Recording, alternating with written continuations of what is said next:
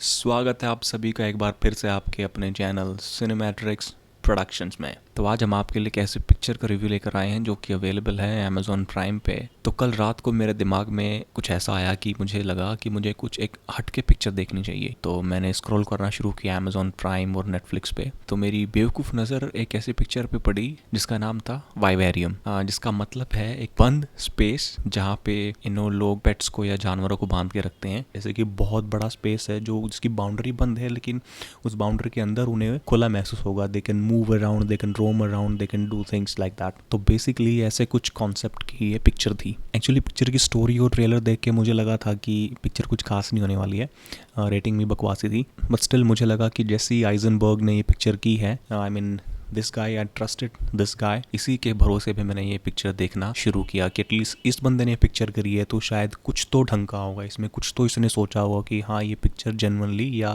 कुछ बन सकता है। पिक्चर की कहानी शुरू होती है एक लड़की के साथ जो एक प्ले स्कूल में बच्चों को पढ़ा रही होती है। बच्चों को पढ़ा के वो बाहर निकलती है, बाहर निकलते अपने बॉयफ्रेंड के साथ मिलती है जो कि एक लॉन मोवर का काम करता है। वो दोनों शाम के टाइम काम से जब घर जा रहे होते हैं तो उन्हें रास्ते में एक रियल एस्टेट एजेंसी का ऑफिस दिखाई पड़ता है। वहाँ पे वो अंदर जाते हैं और उन्हें एक बहुत ही क्रीपी एजेंट मिलता है जो उन्हें एक्सप्लेन करता है कि ये जो नई सोसाइटी है, जो नया टाउनशिप जो वो लोग बना रहे हैं वो कैसा है। तो somehow he managed to convince them and they got convinced and they decided to visit the property।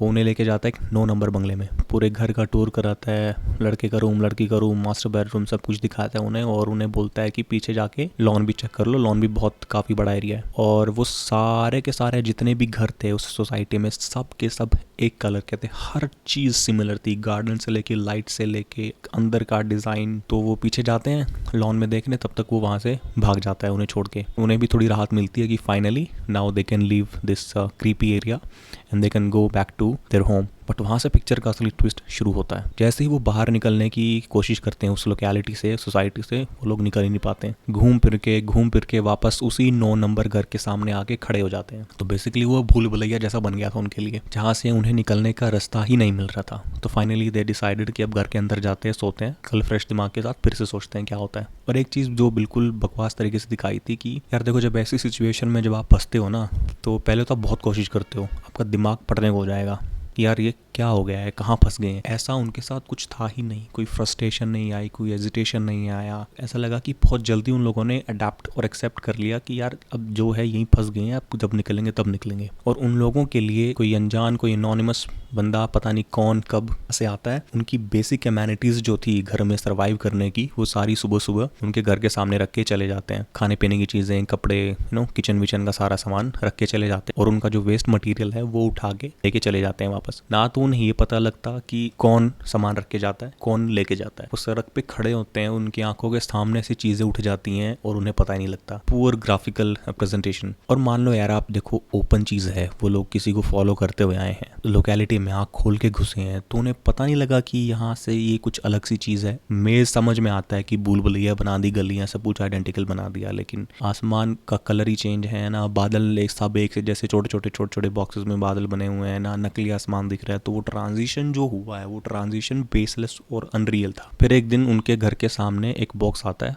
और उस बॉक्स के अंदर एक छोटा बच्चा होता है और उसके साथ में एक चिट्ठी होती है कि आपको ये बच्चा बड़ा करना है, इसकी परवरिश करनी है, तो ही आप यहाँ से जा पाओगे। तो वो धीरे धीरे उस बच्चे को बड़ा करने की कोशिश करते हैं, उसे पालते हैं और वो बच्चा भी बहुत तेज़ी से ग्रो करता है। मेरे ख्याल से 60 से 70 दिन के अंदर वो बच्चा करीबन 13-14 साल की उम्र के हिसाब से ग्रो कर लिया था उस बच्चे ने। पता नहीं वो एलियन का बच्चा था क्या है। टॉम को एक दिन एहसास होता है कि ज़मीन के अंदर कुछ है, तो वो ज़मीन की खुदाई करना शुरू करता है। मेरे ख्याल से सिंस वो एक लॉन मोवर है, उसे ज़मीन के साथ खुदाई करना और ये सब काम उसका प्रोफेशन था, उसे अच्छा लगता था। तो शायद उसे कनेक्ट करने के लिए उसे ये एहसास हुआ कि खोदेगा तो शायद कहीं ना कहीं वो निकल सकता है, बट ऑब्वियसली ज़मीन के नीचे से वो कहाँ निकलेगा मुझे भी नहीं पता था और शायद उसे भी नहीं पता था। तो वो बच्चा भी बड़ा हो जाता है और धीरे धीरे टॉम और जेमा, उन दोनों की उम्मीदें भी टूटने लगती हैं। एक शाम टॉम जेमा की गोद में अपनी आखिरी सांसें ले रहा होता है, पुराने अच्छे वक्त को याद करते हैं, कुछ मेमोरी शेयर करते हैं। And then Tom finally died Gemma की गोद में। तो वो जो लड़का जो बड़ा हो चुका होता है वो उसे रैप करके एक पॉलिथीन में और उसी गड्ढे में उसे दफना देता है जिस गड्ढे को टॉम ने खुद खोदा था। धीरे धीरे करके जेमा भी हार मान जाती है टॉम के मरने के बाद। अब उसने भी अपना आखिरी सांसें ली और उस लड़के ने उसे भी वहीं दफना दिया। जैसे ही टॉम और जेमा दोनों मरते हैं, वो लड़का वो घर को खाली करके वहां से सामान उठा के गाड़ी में पेट्रोल भरता है और वहां से निकल जाता है। अब वहां से निकल के वो जाता कहाँ है? उसी रियल एस्टेट ऑफिस में जहां टॉम और जेमा उस दिन गए थे। और वहां पे कौन मिलता है? मार्टिन, जो टॉम और जेमा को उस सोसाइटी के अंदर छोड़ के आया था। अब मार्टिन जो है वो बहुत बूढ़ा हो चुका है इस दौरान। आई मीन कुछ महीनों की ही बात होगी है और वो जवान से बिल्कुल बूढ़ा हो चुका था, बिल्कुल अपने मरने की कगार पे था। तो जैसे ही वो वहां जाता है वो लड़का और मार्टिन की जगह लेता है, मार्टिन मरता है, मार्टिन को उठा के दफना देता है। अब वो लड़का उस रियल एस्टेट एजेंसी को संभालता है। थोड़ी देर बाद वहाँ पे एक और नया कपल आता है, टॉम और जेमा के जैसे। वो भी घर देख रहे होते हैं एंड वो लड़का फिर से उसी क्रीपी अंदाज में उन्हें अप्रोच करता है जिस अंदाज में मार्टिन ने टॉम और जेमा को किया था कि आओ और ये नई सोसाइटी है, इसे देखो। And the circle of life and death begins again. Basically मुझे ऐसा लगा कि वो जो मार्टिन था वो किसी एलियन कम्युनिटी या एलियन ब्रीड का था। अब वो लोग इतनी जल्दी ग्रो करते हैं कि उन्हें शायद ह्यूमंस चाहिए होंगे कि वो उनकी पता नहीं तो रिप्रोडक्शन कहाँ से करते हैं, कैसे करते हैं। What?